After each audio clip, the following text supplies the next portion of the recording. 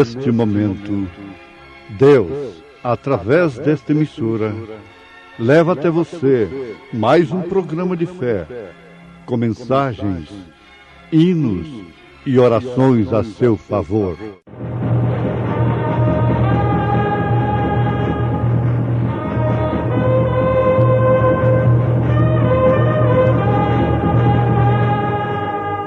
Fé para vencer. Somente crer, somente crer, tudo é possível, somente crer. Pelo que, irmãos santos, participantes da vocação celestial, considerai a Jesus Cristo, apóstolo e sumo sacerdote da nossa confissão, sendo fiel ao que o constituiu, como também o foi Moisés, em toda a sua casa. Eu tenho uma casa. A minha casa, humilde aqui, não é como as outras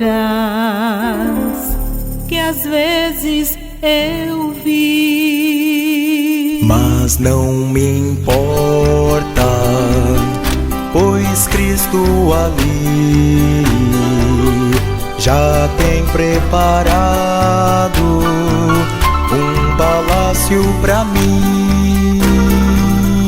Eu tenho uma casa naquela cidade resplandecente com celeste fulgor.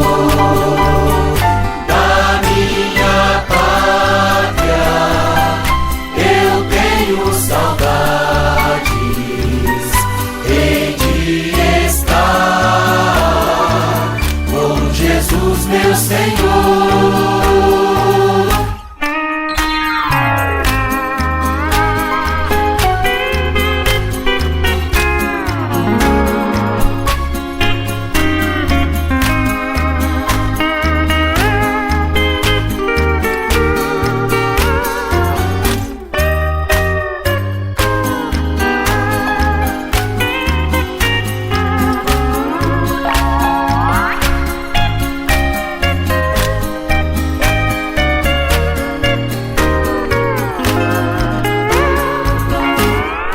Eu chegar no céu e ver o Rei de vestes brancas, um hino de glória irei cantar.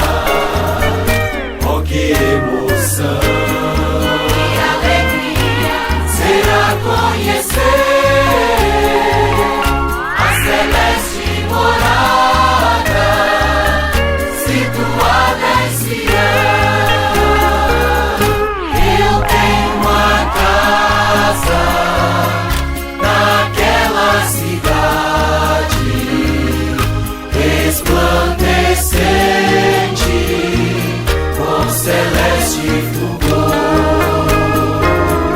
Na minha pátria eu tenho saudades, hei de estar com Jesus meu Senhor. Oh, não sejas descuidoso pra buscar o dom de Deus, dom que te fará ditoso, dar-te-á visões do céu. E Jesus maravilhoso, proclamando aos outros vai, poderás então dizer só um dos tais. Um dos tais, um dos tais, podes tu também dizer sou um dos tais. Um dos tais, um dos tais, podes tu também dizer sou um dos tais. Eu tenho uma casa naquela cidade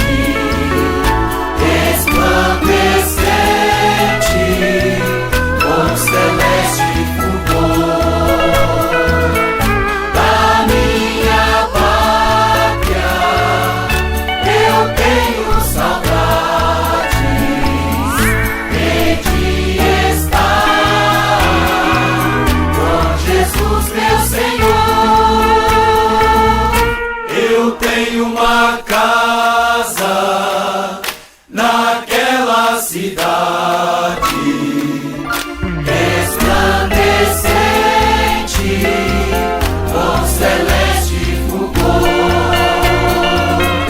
Da minha pátria eu tenho saudades de estar com Jesus meu Senhor.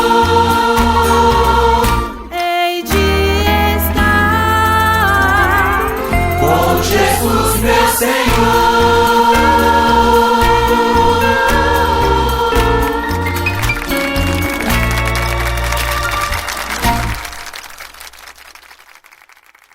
Quando se fala em casa, não se pode pensar em outra coisa senão em habitação, onde nós podemos reclinar a nossa cabeça, onde nós nos abrigamos, nos recluímos junto àqueles a quem nós amamos e passamos as horas, os momentos que requerem de nós o recesso. Triste é para a pessoa que não tem uma casa, não tem onde habitar, não tem onde se esconder da chuva, da noite. Isto é tremendo, é horrível. Amados, Jesus Cristo disse: as raposas têm os seus covis, as aves dos céus têm o seu ninho, mas o Filho do Homem não tem onde reclinar a sua cabeça. Em outras palavras, ele estava dizendo: os bichos, as aves, têm suas casas, suas tocas, seus ninhos, e o Criador de todas estas coisas, agora em forma humana, não teve um lugar para nascer como homem, como um ser humano. Teve que nascer numa manjedoura. Mas acontece que ele era um cordeiro, e o cordeiro nasce na manjedoura mesmo. E o assunto que nos envolve nesse instante é ter uma casa na qual Deus pode habitar. Esclarecendo melhor, sermos uma casa na qual Deus pode habitar. Sendo fiel ao que o constituiu, como também o foi Moisés, em toda a sua casa. Aos Hebreus, capítulo 3, versículo 2. Nesse capítulo 3 da carta aos Hebreus, nós encontramos uma coisa muito profunda e que deve despertar a atenção de cada ouvinte que ouve este programa, que ouve esta mensagem com interesse de se aproximar mais de Deus, de conhecer melhor a Deus. A casa é uma expressão que Jesus usa, mostrando que, de fato, somos um templo, somos uma casa. Em São Mateus, capítulo 12, falando sobre aquele homem que estava cheio de demônios, era endemoniado. E então ele diz: e quando o espírito imundo tem saído do homem, anda por lugares áridos buscando repouso, e não o encontra. Então diz: voltarei para a minha casa, donde saí. Voltarei para a minha casa. Isto quer dizer que o homem pode ser uma casa de espírito mau. uma casa de demônio. A mulher pode ser uma casa de demônio, uma casa de Satanás. Mas você diz logo, bom, mas quando uma pessoa, um homem ou uma mulher, se torna em casa de demônios, ela começa a jogar pedra na rua, arrancar os cabelos, fica louca, fica louco. Aí está o perigo do engano. Se todos endemoniados ficassem loucos desta maneira, de jogarem pedras, unharem as pessoas, enforcarem as pessoas, os demônios não causariam tanto dano como causam. Eles não enganariam como enganam. Há demônios que se manifestam de todas as maneiras. Há demônios de beleza, demônios de provocação, demônios de cobiça, que é a satisfação daquela que provoca. Demônios religiosos, demônios que levam a pessoa a cultuar a Deus, demônios que levam a pessoa a fazer esmolas e caridade, demônios de todas as naturezas. Satanás tem os seus anjos, e os seus anjos são esses espíritos ministradores do mal e do bem, de tal forma que, se não tivermos a revelação de Deus, nós enganamos e seremos enganados. Mas se por um lado o homem ou a mulher é casa de demônios, por outro lado ela é casa, ele é casa de Deus. Eva se tornou um recipiente da semente da serpente, porém Maria era um recipiente da semente de Deus.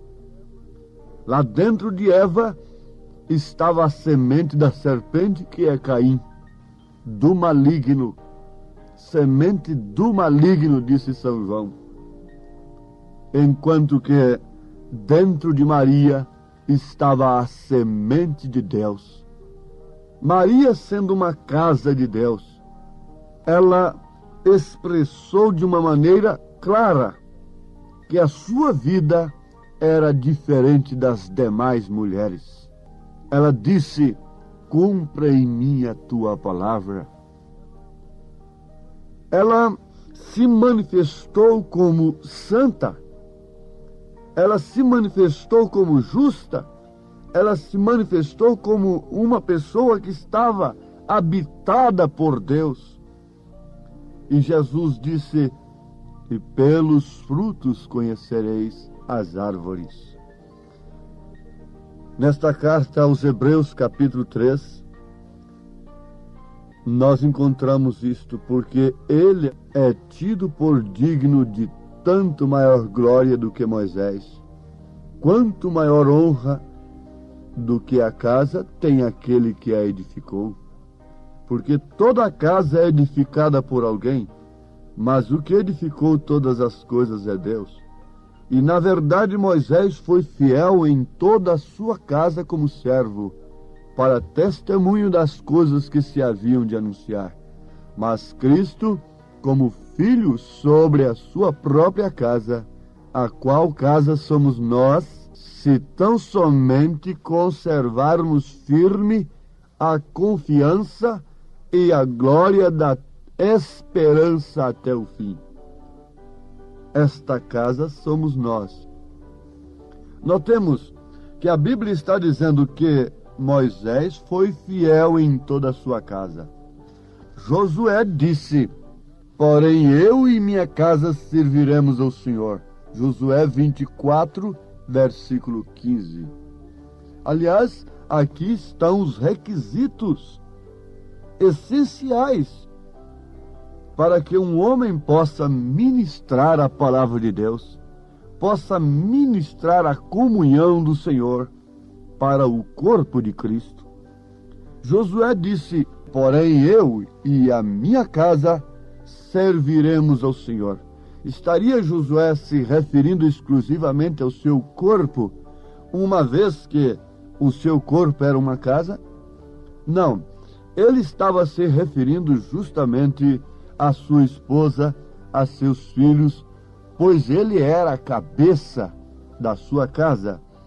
Meu amado irmão, minha amada irmã, por isso Deus exige que nós criemos os nossos filhos no caminho do Senhor. Filhos que me ouvem, que porventura têm pais, diáconos, ministros, pastores, vocês têm que saber que se eles não podem dizer: eu e minha casa serviremos ao Senhor, como poderão eles cuidar da casa de Deus? 1 Timóteo capítulo 3 diz assim, a partir do versículo 4, que governe bem a sua própria casa, tendo seus filhos em sujeição com toda modéstia, porque se alguém não sabe governar a sua própria casa, terá cuidado da igreja de Deus? Jesus foi fiel em tudo, e ele estando em nós, ele faz de nós uma casa fiel, porque ele é fiel.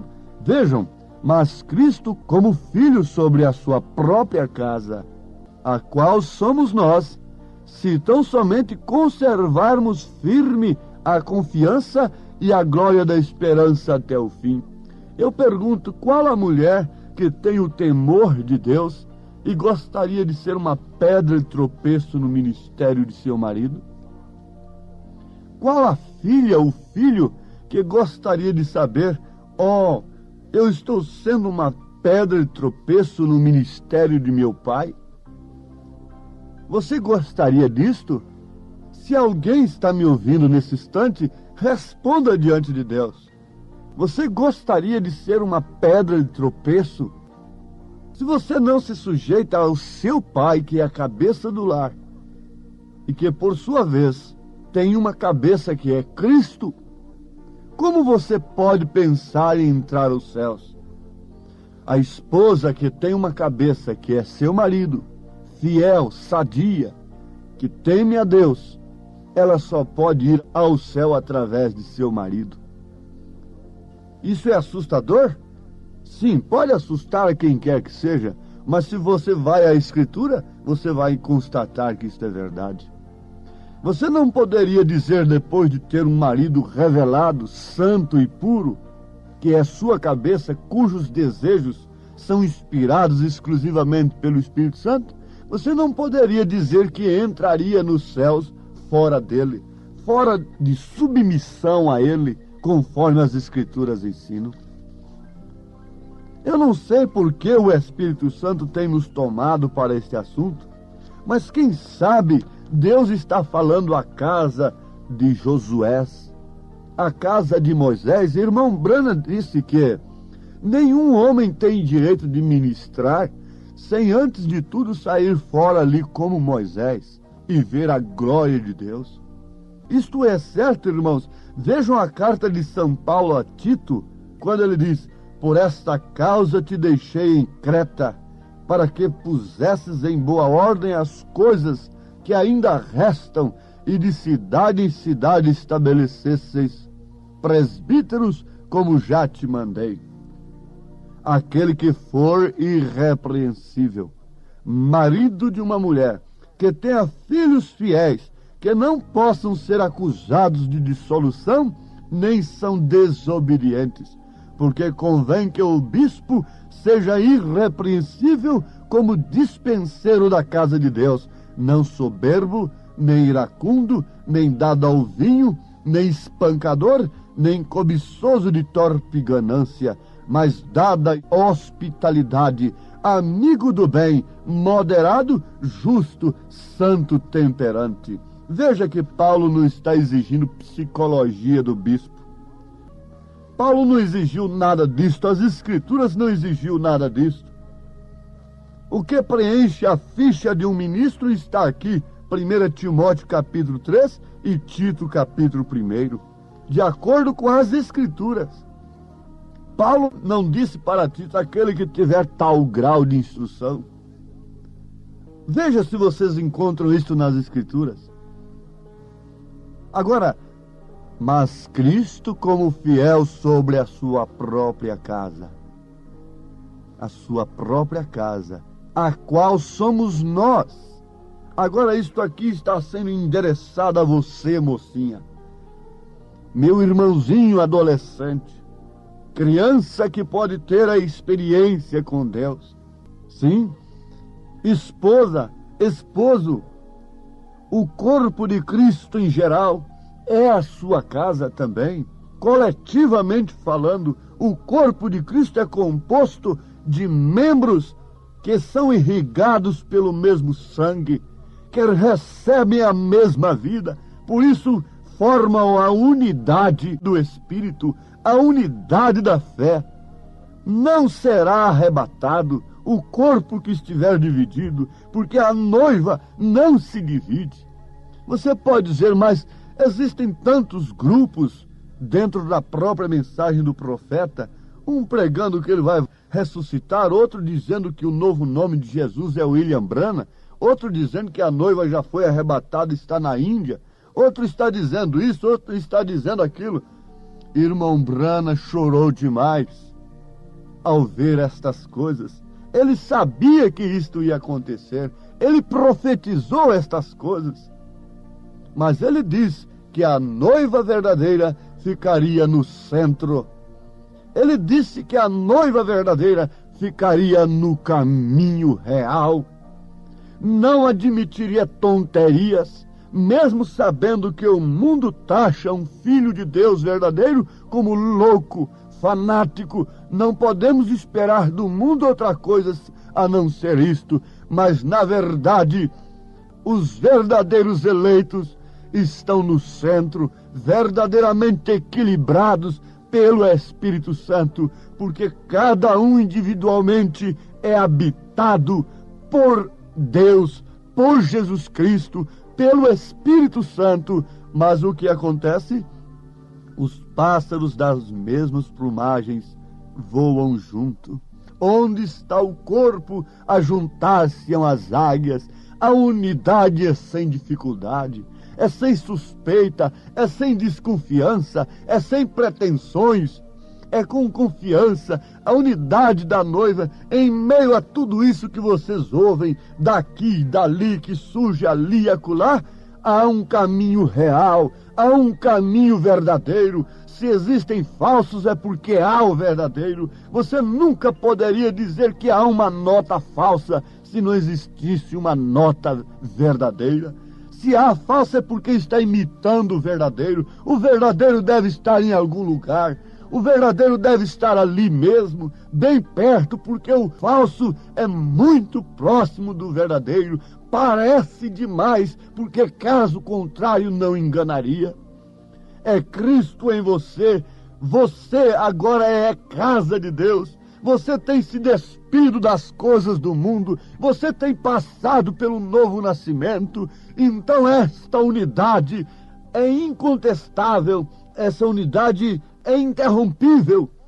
Não há nada que possa nos separar do amor de Cristo. Nada, nada. Distância, mesmo não nos conhecendo pessoalmente, mesmo difamações, de qualquer lado que vier, doutrinas daqui, doutrinas dali, nada pode nos separar do amor de Cristo. E essa unidade faz com que a noiva de Cristo pense como Cristo, tenha a mente de Cristo, torne-se habitação de Cristo, porque vem aquele batismo coletivo que é sobre toda a noiva. Você, para receber isso, você tem que ter o individual, Cristo em você individualmente, para você estar logo, logo sobre aquele poder tremendo que virá sobre a noiva para transformar os nossos corpos e sermos arrebatados e irmos para as bodas do Cordeiro. Note aqui, você é casa de Deus, mas como Moisés foi fiel em tudo, Jesus também foi fiel em tudo. O que quer dizer isso? Moisés foi fiel na sua casa, Jesus Cristo é fiel na sua casa. E Hebreus capítulo 3, versículo 6, diz que essa casa somos nós. Se Jesus está em nós, há fidelidade. Não há justo que não seja fiel. O justo é aquele que é fiel, o ímpio é aquele que é infiel. Se você é infiel, você é ímpio. Se você é fiel, você é justo. Fiel à palavra de Deus, fiel a Deus. Mas isso é somente Cristo na casa, fazendo da casa uma casa fiel, como a casa de Moisés, como a casa de Josué foi fiel a Deus. A casa de Cristo também é fiel a Deus. Ele é a cabeça, Ele dirige, Ele que pensa, Ele que ordena, Ele que inspira os desejos, Ele disciplina a toda a sua casa. Em nome de Jesus, ó Pai bendito, te suplicamos o selo glorioso do Espírito Santo para esta mensagem nesse instante, em nome de Jesus Cristo. Amém, Senhor. Amém.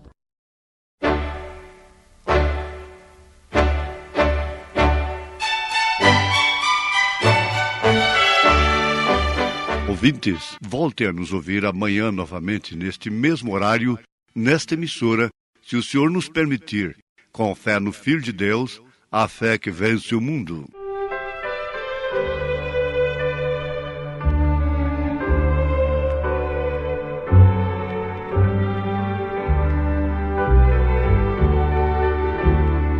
Eu devo ser fiel a Jesus quando o pecado vier me cercar. Cristo está pronto a me socorrer. Fiel eu devo ser. Fiel eu devo ser. Fiel eu devo ser. Jesus é meu conforto e prazer. Fiel eu devo ser.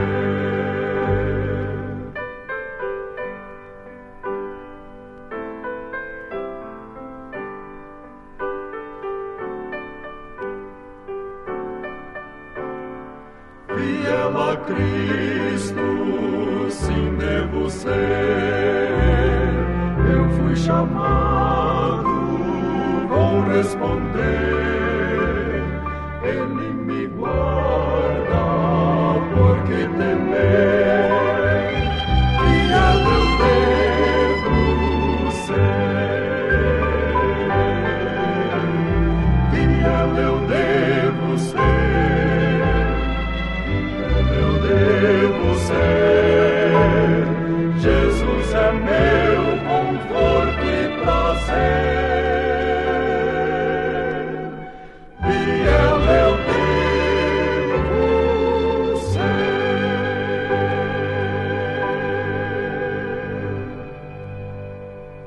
Oh, quando a batalha na vida rugir e for espinhosa a senda a seguir, e quando no céu negras nuvens surgir, fiel quero ser, fiel quero ser. Eu quero fiel sempre ser, e a Cristo sempre obedecer. Sua voz quero ouvir, o seu mando cumprir. Eu quero fiel sempre ser. Se a cruz for pesada na senda a seguir, se a vil tentação me quiser sucumbir, eu peço a Jesus forças para resistir. Fiel quero ser, fiel quero ser. Eu quero fiel sempre ser, e a Cristo sempre obedecer. Sua voz quero ouvir, o seu mando cumprir. Eu quero fiel sempre ser.